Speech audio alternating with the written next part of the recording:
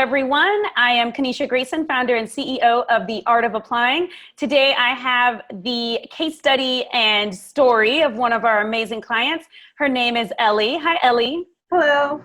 Ellie, what are we celebrating today? Tell us all of your great news. So today, I am so pleased to say that I have been accepted to two of my top choice MBA programs, as well as, well, three really. First being UT Austin, and also Rice MBA program, and the Boston University Questrom School of Business. I was also accepted there as well. And with the first two that I mentioned, I was actually fortunate to receive a fully funded fellowship to attend both of those schools, which is amazing. And Boston also awarded me scholarship money as well. Oh, wait, you said Boston University also gave you money? They gave me money, yeah. It wasn't the full tuition. Yeah, tell us the amount. Yeah, it was $25,000 a year. So 50,000 in total. Fantastic. Yeah. You are what I like to call a hashtag high dollar scholar. Right. I love that. Wow. So just to say it again, admitted to UT Austin McCombs with a full scholarship. Yes, correct. And admitted to Rice MBA with a Jones School of Business with a full scholarship. And then admitted to BU Questrom School of Business with a $50,000 scholarship. Yeah, correct. Congratulations. Thank you so much. So Ellie, talk to us about what it felt like when you got the news. At first, I thought I misheard everything, and so to get the right person, so I double checked my phone to make sure I was talking to the right person, and nearly fainted. So just kind of fell out of my chair almost, and I mean, it was an incredible feeling. It was really overwhelming. There were tears, there was like laughter, there was talks about like celebrating with some libations after work and stuff. Yeah. So it was so fun, and just an incredible call. It was something that I was waiting on and really hoping and believing in. And when the call came through, I thought, wow, this is what it feels like to take that leap of faith and see it really come to life. So just awesome. It was awesome. Oh, I'm so happy for you. So as you know, we ask every one of you when you first sign up into the application accelerator, we ask you who are the first 4 people you're going to tell. So who were those people for you? So it was my mom, it was my brother, my best friend Ramon, and my best friend Diana. And so I gave them each calls as they were coming in, and oh my God, it was just so amazing. I feel like they knew that it was going to happen for me all along, and they were just super excited. And so I'm back now in Houston for the week, back home, and so yeah. They've been anticipating my return to like really celebrate, not just from afar, but from, close in town. Definitely. And I'm so glad you're taking the time to celebrate. One thing a lot of people don't know, if they're not our clients, is how much we encourage you all to celebrate while you're applying. So I'm really proud of you for accomplishing this and for taking time to celebrate. Thank you. Okay, wonderful. So Ellie, one of the things that they're all out there watching and wanting to know is who is this person who got 2 full rides plus $50K to another school? So I would just love to hear a little bit about your story, and then we'll go into some of your stats that you're open to sharing. Sure. So I was born and raised in Houston, Texas, and I attended the University of Houston and graduated in supply chain management and accounting. Then I had a short time after graduating that I was in Mexico helping manage some of my family's estate out there. And then thankfully, after a successful internship at Chevron before graduating, they invited me back to come on full time. So I've been with the company since 2012. Wow. So about like seven years. I can't believe that's an actual number. So about 7 years, and I entered into the a developmental rotational program that we have here in the supply chain management function, which is what I entered into. And so for this rotational program, I've been able to work on process improvement as well as negotiations, contracting, and procuring. So I've kind of gotten a array of experiences, working in corporate as well as in a business unit setting. And so, so recently I was moved out to Bakersfield, California, which is about 2 hours north of LA, and just to get plugged into closer into the business, as well as get some more, get some experience away from usual process, high level, 30,000 foot level type of experience. So it's been great so far. And then outside of that, I enjoy running, I enjoy cooking. I am still figuring out how to do video editing to eventually get a video blog type of thing for my cooking. So that's still in the works. So that's pretty much who I am, or how my journey has gotten here. Okay, wonderful. Oh, we have an echo. Let's see if we can. Okay, so Ellie, one thing I know that everyone out there watching wants to know are your stats. So please share whichever of your stats you feel comfortable with. That would be your GPA from college, what you studied, your age, your test scores, and your GPA. Okay, so yeah, you might need to remind me some of these things. So no worries. I had a 3.4.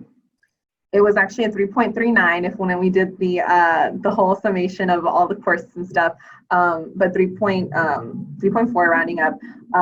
And age, I'm 30 now. And what were the other things? What did you study in college, and your test scores? So I majored in accounting and supply chain management, okay, that's right. University of Houston, University of Houston in Houston, Texas. And then my test scores. So. And you can give a range if you feel more comfortable saying that. No, I don't have a problem sharing with it. Just like it's a lot. So so I went through the whole GMAT testing route, and so from there I ranged between a 490 to like a 570. Wow. I just never was able to crack through or break through that 600. And so when I reapplied again, I decided, okay, you know what? I keep hitting the same walls that I saw like a year ago, so maybe you need to switch it up. And I moved over to the GRE, and there, in some aspects I was a little bit better, and some of them I was a little bit weaker. And so anyways, I initially came out with a 308, and then I dropped down to 304, and my last score was a 307, I believe. So these are low scores. Yeah. Okay, and did I hear that you are a re-applicant? Yes. Okay, so wow. Okay, this is huge. Yeah. Ellie, to be 30. Yeah. Low test scores, a low-ish GPA. Yeah. And wait, what's my last one? I don't know what my last one is. The test scores, yeah. Yeah. Wow. Yes. This is an application miracle. It really is. I don't even oh my gosh. Honestly, I think I would have gone to the same results. The first time I applied, I was in the Forte Foundation program and what happened. And they did give me guidance, and I think I was able to kind of map out, okay, what do I want out of this? I really had no clue where to start or anything. So just getting my mind around that, going through the process, understanding what was required of an applicant, that was helpful. Being around a community of women that could help to kind of help train your mind, that was really helpful. But I knew that if I did this again on my own, I would have the same results or worse, right? So. And what were those results before? So right before, I had applied to various schools. It was Boston University, UT at Austin, and Vanderbilt University. And so all those 3 schools waitlisted me. Okay. And it was really disheartening, obviously. And yeah, I know they wanted me to, hey, we really like you, but those test scores, girl, you got to do something about that. And I got that feedback, right? Very directly. And so it was just I've given all that I have. So at that time, it was time for me to just say, hey, you know what, let me just take a break. refocus, kind of get my mind right, to get back into the saddle of testing again and going through the whole process, self-discovery. You know, it just takes a lot out of you once you've like done it that first time, right? So yeah, so I'm a reapplicant. So like, and this time it was when in this application season, I was able to get, you know, the acceptance and scholarship money from 2 of the schools that waitlisted me in the prior year of application. So that was amazing. Amazing. So to go from waitlisted to accepted with a full ride, that's a huge gap. Yeah. Right? Yeah. What a blessing that you weren't accepted right that first time. Right. Correct. And that you didn't give up and that you reached out for help. Yes. Absolutely. Wow. So how did you find out about the art of applying?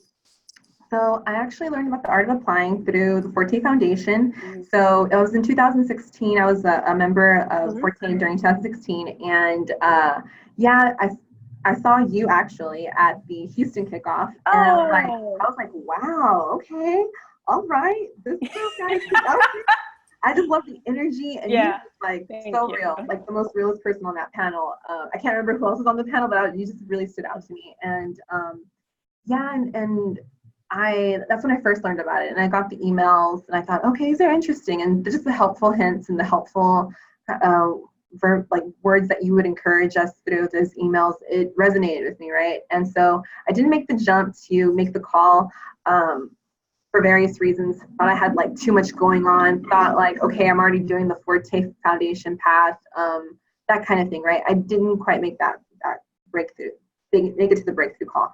So then in this time coming around, I was still continuing. So from that year, a year later, and then a year later again, I kept receiving your emails.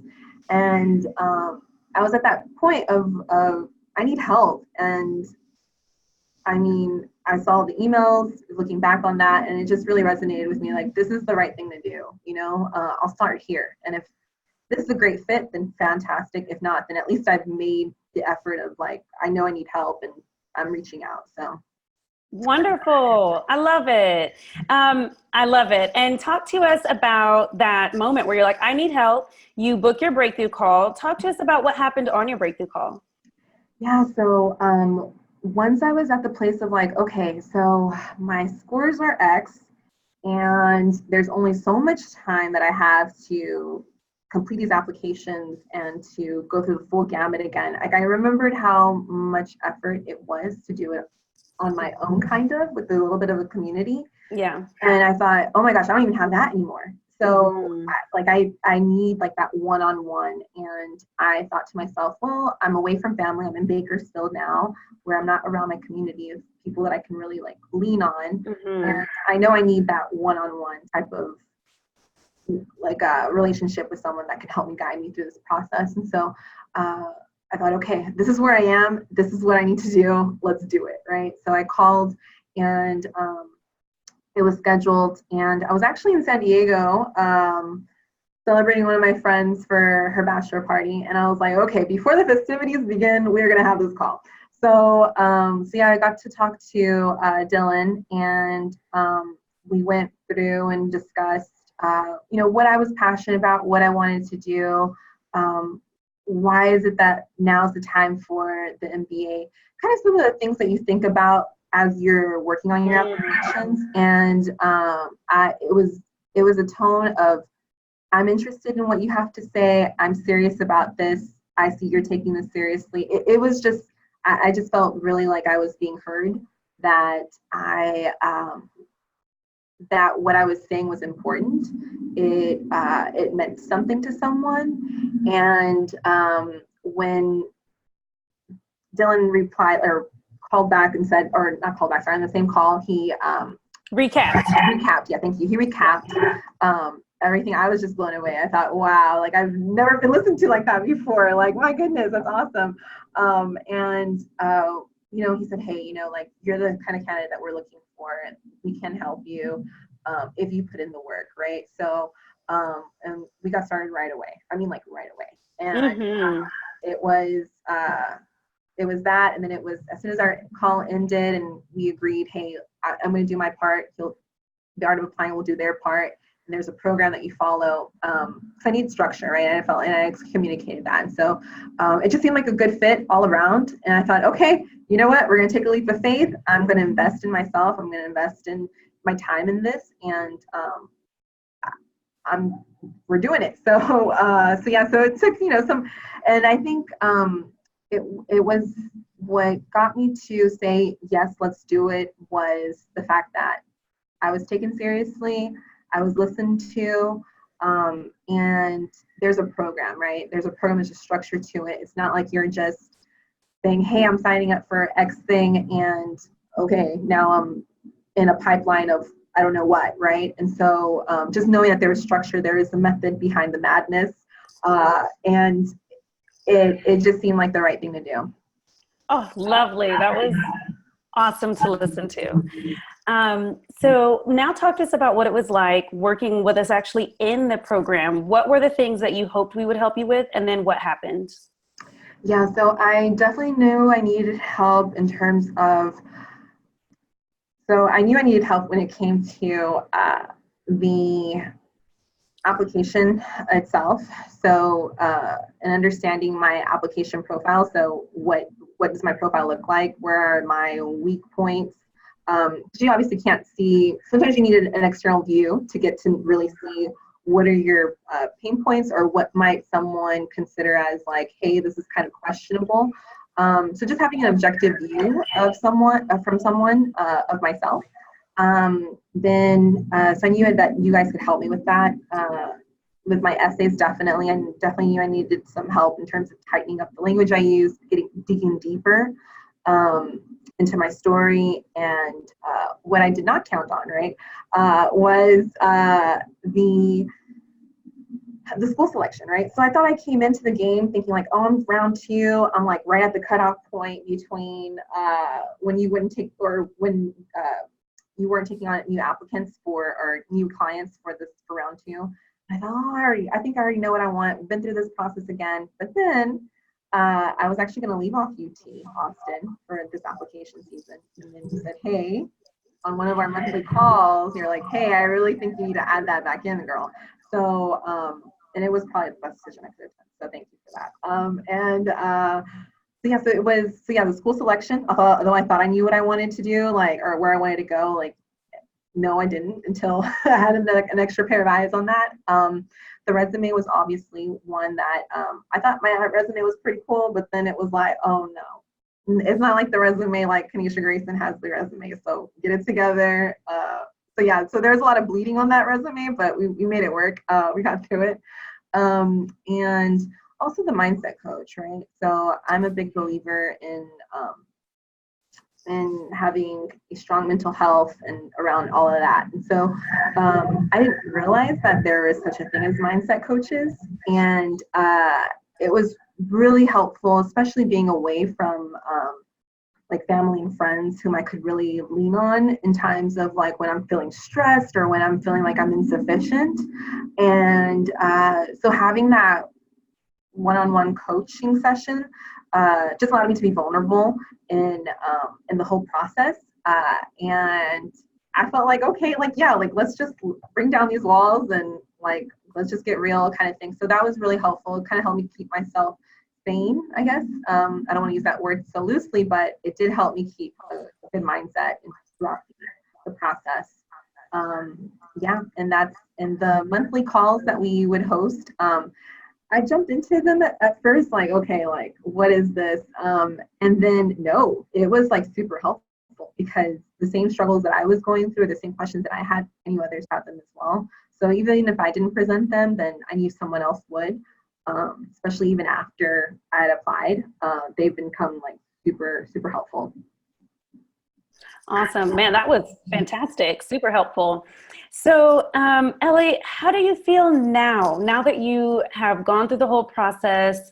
You've got, man, I'm pretty sure we're going to be choosing between the 2 full rides. You've got 2 full rides right here at home in Texas to consider. Just after this 3-year journey, maybe even longer, just how does it feel? It feels like And so I've had a hard time kind of like processing like how real this actually is. I kind of feel like it's kind of been an out of body experience. But now that I'm home and I feel a lot more centered, in that it is, and decisions need to be made soon. It I'm super proud. I'm super happy. I'm super excited. A little bit nervous, obviously, new chapter in my life kind of thing. But I know that on the other side of this, I'm going to get to my purpose. Like I'm going to be able to actualize the things that were always in my heart. And so, so yeah, so I'm so looking forward to this next phase of the journey. I love it. I love it. I love it. I'm just, just thinking about just like the impact that this will have on your life, the impact you're going to now be able to have in your career and on other people, and just the freedom of now, not having the student loans. So I just congratulate you, and I'm so happy for you. I would love for you to say some words of encouragement. If there are other women watching this that are wondering, can this work for me? People with low test scores, if you want to say something specifically to Latinas or Afro-Latinas, or just to whomever might see themselves in you and think like, wow, if she can do it, maybe I can do it. Just any of those people or all of those people, what would you say to them? I would say that if you feel like you are being called to wherever your career is taking you to, and it is possible. It is possible for us, for women, for Latinas in general. And I'm a first generation college student, child of immigrants.